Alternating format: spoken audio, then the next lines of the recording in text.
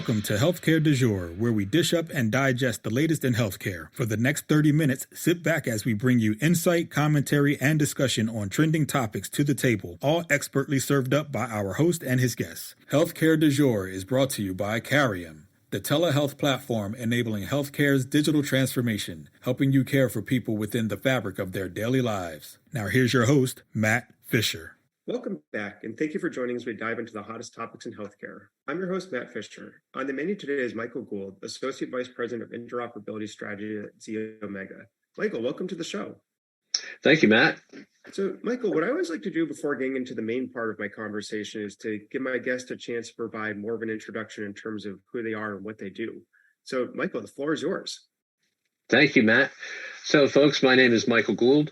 I'm Associate Vice President of Interoperability Strategy. As Matt said, I have responsibility for our go-to-market strategy and partnerships, and some bearing on product that our Health Unity portfolio of interoperability products for payers and providers offers from our ZeOmega company. So, Michael, what first got you into the healthcare industry?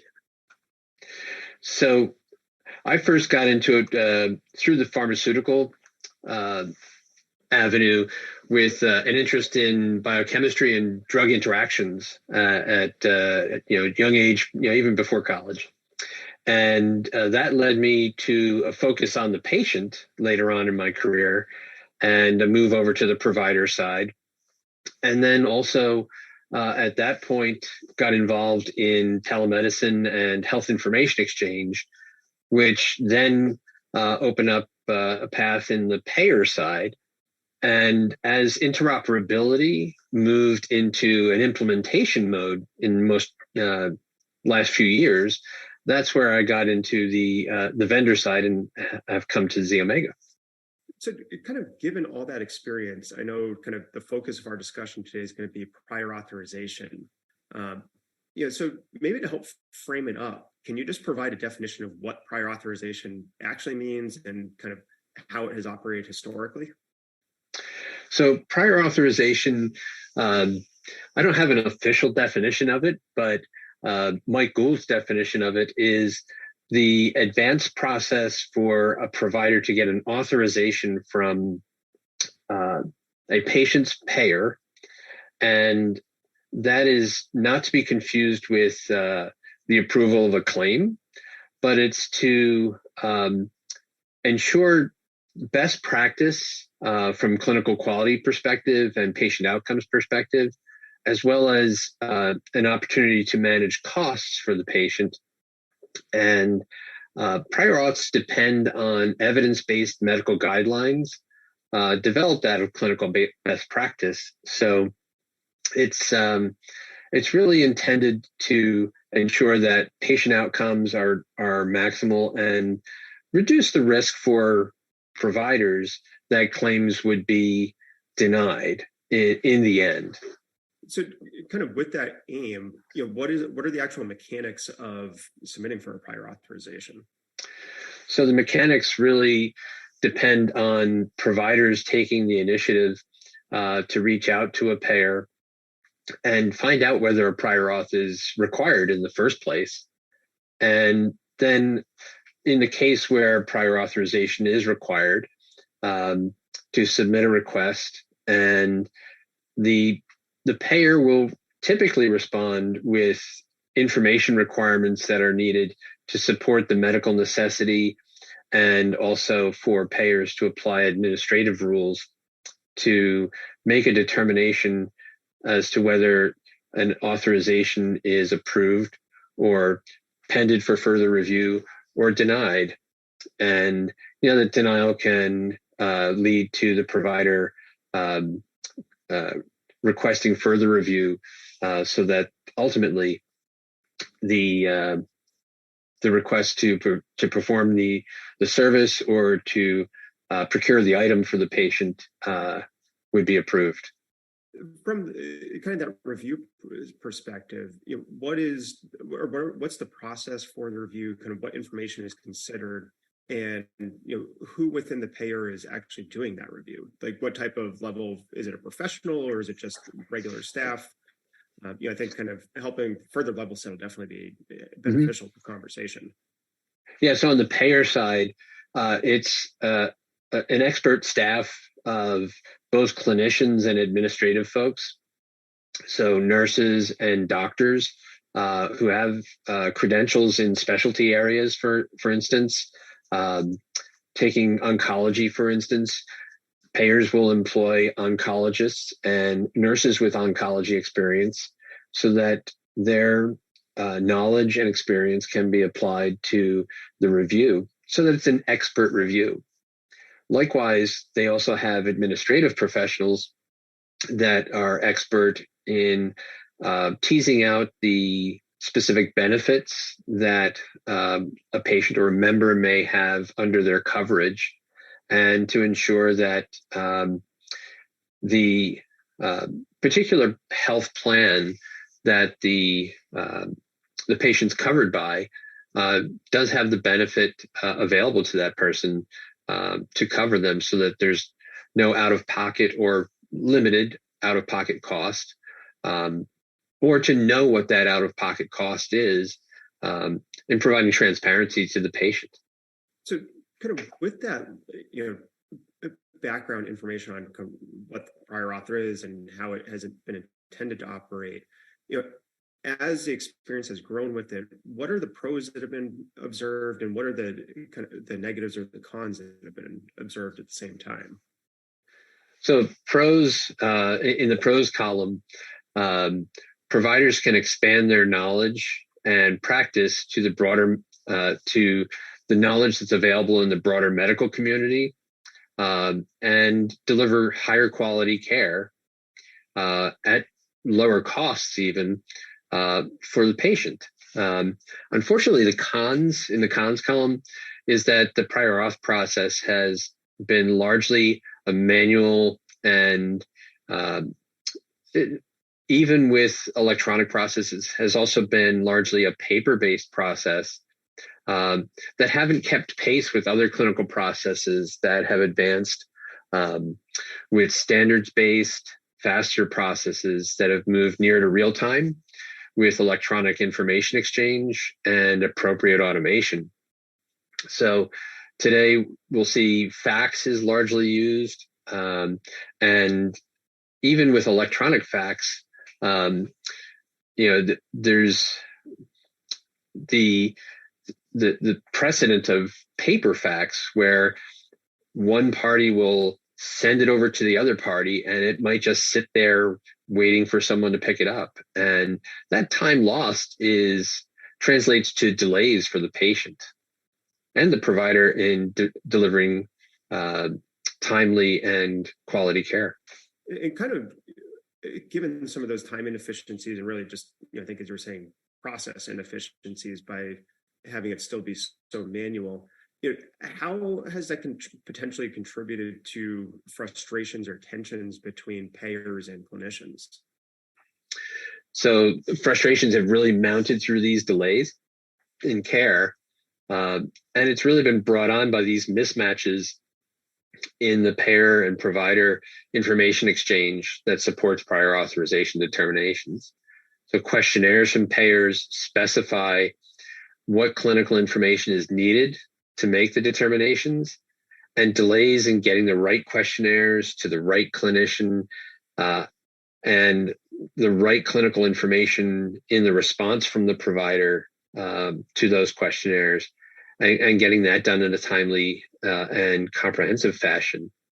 Largely, it's been a series of phone calls, voicemails, and miscommunication between providers and payers that it's kind of like they're talking at each other rather than talking with each other. And kind of given those frustrations, and now it feels like in the past couple of years, media attention has also kind of increased when it comes to prior authorization. I guess from the broader media coverage, what is it getting right or wrong, and how is that kind of impacting the interplay between all the players when it comes to prior auths? I guess the lack of an in-depth review demonstrates an inappropriate implementation of automation, and the pressures of turnaround times that are enforced on prior authorization requests. Well, when the process fails and times out, inappropriate determinations are the risks of these time box processes, and that's where expert review can be minimized or even lost. And this can be addressed by putting a checkpoint into the process so that at an appropriate interval within the mandated turnaround time, expert review could be accomplished. And when we're talking about expert review, kind of, and I know you mentioned earlier that that review process on the payer side is the mix of the expert, both a clinical expert and then kind of the administrative policy expert who understands the terms of the patient's individual policy. But kind of focusing on that clinical side, from a typical perspective, like how much time do they usually get for the review, and kind of how much information are they receiving to conduct the review? So I believe for routine prior authorization requests that from the time of the request being submitted to the payer has 14 days to make a determination. There are expedited requests that have to be completed within 72 hours. And I believe there's other cases where there's emergencies that have to be done in 24 hours. Because the frustrations are known in the prior authorization process, doctors are great at workarounds. So they've figured out ways to address the delays, but it's been largely spot solutions and have been inconsistent. But they do make, doctors are interested in delivering quality care. The doctors that are delivering the care, the doctors that are involved in the reviews. So they are dedicated to making sure that the reviews get done in a timely fashion. So they in many cases do work together on that.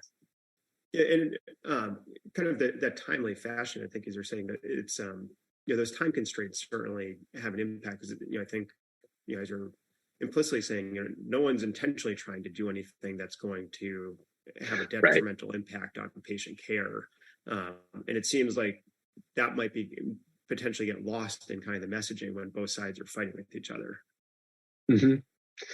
Yeah, so I think that there's still room for improvement. There's also the matter of volume of prior authorizations that providers have to submit. And it's a big difference when a provider has the support staff at a hospital or a larger group practice versus a smaller or individual group practice where they're more resource constrained. So that's where the challenges come in as well. Yeah, and I think that raises a great point of the resource complications can arise on both sides of the equation. Mm-hmm. And I think as you're pointing out, certainly among the smaller practices, the resource constraints there apply across the board, probably to most things that they're doing. And it's tough if you're having to devote a significant amount of time to any one specific process, because then it's shortchanging so many other areas. Mm-hmm. And although the medical policies and rules that are applied to prior authorization requests, not every clinical case is the same. There are complicating factors that have to be considered, and sometimes those are we talked about getting into the weeds and down rabbit holes, and those complications make for very unique patient cases that take extra time and input for appropriate review. Yeah, no, I think that ends up being a consistent theme across a lot of areas in healthcare, which is you try to create these generalized standards and procedures, mm-hmm. but individualism definitely arises in almost every scenario as well. Right. And for those of you just joining, I'm talking with Michael Gould of ZeOmega, and we've been talking about kind of the historical approach and process around prior authorization. And Michael, I'd kind of like to shift a little bit and talk about, where do you think prior authorization is going? And in particular, it seems like that could be largely driven by, what at the time of this recording is still a proposed rule from CMS and the Department of Health and Human Services around prior authorization. So I guess to help kind of level set the discussion, can you just give us a little bit of a summary of what the proposed rule is trying to accomplish? Sure. And, this certainly could be an hour-long conversation in itself, but I'll try to sum it up quickly. That the advancing interoperability and improving prior authorizations proposed rule from CMS focuses on some of the parts of the payer industry that come under the authority of CMS. And on the prior authorization side, they're recommending specific FHIR standards in something called a PAR-DD API, Prior Authorization Requirements Discovery and Decision API. They're also asking for payers to report annually on items and services that require prior authorization. For example, posting that list of items and services on their website. They're asking for patient access APIs to be expanded to include prior authorization statuses and decisions so that the patient can know where they are with their prior authorization process for the services they're receiving. For provider adoption, there are measures and associated incentives that are also recommended in the proposed rule. And that's really to drive provider adoption. Largely, the work is going to be on payer and provider technical teams, both on the systems that payers use and the electronic medical records that providers use. And another provision of this rule also includes something called the Provider Access API. And that's so that providers will have access to relevant clinical information that payers have on their patients so that patients and payers and providers can all be, to an extent, on the same page with the clinical information that they have about the patient. There's also a request for information in the proposed rule that gets to the national infrastructure called TEFCA, the Trusted Exchange Framework and Common Agreement, and how that could also impact and improve prior authorization and advanced interoperability. So it seems like kind of a theme from, that I think great, and as you said, attempted a very brief summary of what is, probably a very complex rule. But again, kind of a theme that seems to be emerging out of that is it's really trying to drive adoption and expansion of technology and automation into the prior auth process. So is that a fair summary or a fair pickup on a theme in the proposed rule? Yes, and it's also trying to drive things into a more timely request and response process as well. So kind of what are going to be some of the challenges that you anticipate, again, without knowing the exact specifics of what CMS will actually do, but, what do you anticipate as the challenges of implementing, the variety of requirements that you were just summarizing? So I think the first thing that needs to be clarified is that the rule as proposed is calling for all items and services that require prior authorization to be in scope of this rule. So they do exclude prescription drugs, even those that might be covered under the medical benefit as proposed. But the payer community is not necessarily new to FHIR standards and implementing FHIR APIs based on the interoperability rule from 2020 that provided for patient access. So I think it's also, that learning curve is still out there, that payers and providers will have to get on the same page for implementing Fire APIs, and the scale of it, but also that it's going to take payers and providers starting to work now and through 2024 and 25 to be ready for the effective date for this. So kind of as you just highlighted, like there have been efforts to drive broader technology use, and I think even right from the beginning of the conversation, talked about interoperability, and that it's been a topic that's been floating around for a while. So what are some of the kind of what are the, I guess, hindrances of broader interoperability, and maybe also where does it actually stand? Like, is it actually farther along than popular opinion might have?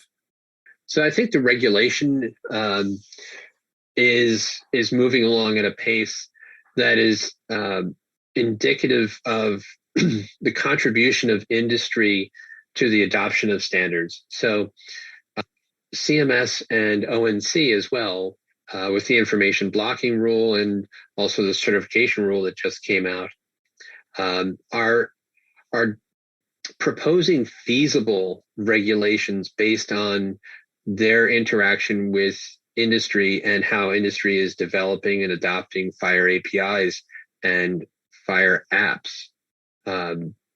So I think it's a good balance, and the challenges are going to be continuing to scale it, and other aspects that are not necessarily related to Fire standards themselves, such as authentication and security, as well as having directory services so that different organizations can find each other and their APIs and their server endpoints to actually make the connections in interoperable landscape that's not immune to the business changes such as consolidation in healthcare. So with those considerations in mind, do you feel that there are areas where the proposed rule either fell short or didn't give appropriate attention to a particular kind of problem or concern around both kind of the prior auth and interoperability aspects? Well, I'm not necessarily a critic of the proposed rule. I think, again, because we've been going pretty much hand in hand with CMS participating with organizations, payer and provider, that have been developing standards that are called for in this rule, I think we're in a good place. I think that CMS has been wise to recommend rather than require the Fire standards for prior authorization, for example. And they've been very clear that in the future, they will require Fire API standards as they continue on their trajectory towards maturity. I think that another aspect is that this regulation also sets the foundation for Fire APIs and more timely exchange, but prior authorization processes may look very different in the future once we have this foundation in place. And interoperability is a reality rather than just a vision in this part of the provider and administrative space. It's kind of building off what you said. It's like, how quickly do you think once the rule comes into effect, and I think you said it's official compliance wouldn't necessarily have to happen for a couple of years, but how quickly do you think organizations will be able to move to really start satisfying and meeting the standards, and then hopefully exceeding it? Because I think, as you were saying, there seems to be flexibility built into it to account for changing, optimistically positive changes within the industry that would be kind of spurred by the rule. So I think that I fully expect that CMS will likely produce a final rule this year, which will give industry a realistic shot at working over the next couple of years to make that effective date. I think that and I'm sorry, can you can you restate the question? I think I may have gone off. Yeah, no. So one, I think you started to answer, which is, you think that if CMS can finalize this year, that Mm-hmm. it will give the industry a shot to reach compliance within the the intended time frames. But do you think they'll be able to do it more quickly than is required? Understanding that oftentimes when it comes to compliance, you wait up until the final deadline, because that's, I think, how a lot of us end up operating, either intentionally or unintentionally. But also, Right. kind of regardless of the time frame, do you think it provides that good springboard to have flexibility and drive further improvements that are maybe just spurred by the rule? Mm-hmm. Absolutely. I think this is really the proposed rule is a starting point. And it's a continuation in terms of advancing interoperability. It's definitely a continuation from the final rule of 2020. And the improving prior authorizations piece of it is a starting point. So there's certainly room to continue to improve. And the opportunity to do real-time information exchange to support prior authorization processes leaves the door open for incredible potential in the future for how we might do this better. Yeah, no, and kind of, as you said, just leaving that door open for great potential and great improvement, I think is actually, unfortunately, going to have to be the last final thought here, and kind of optimistic statement, because believe it or not, we are already out of time. I want to thank my guest, Michael Gould, for a great conversation today. Thank you, Matt. Yeah, and thank you to everyone listening. Keep the dialogue going and connect with me at #HCDEJURE. I'm Matt Fisher. Until next time.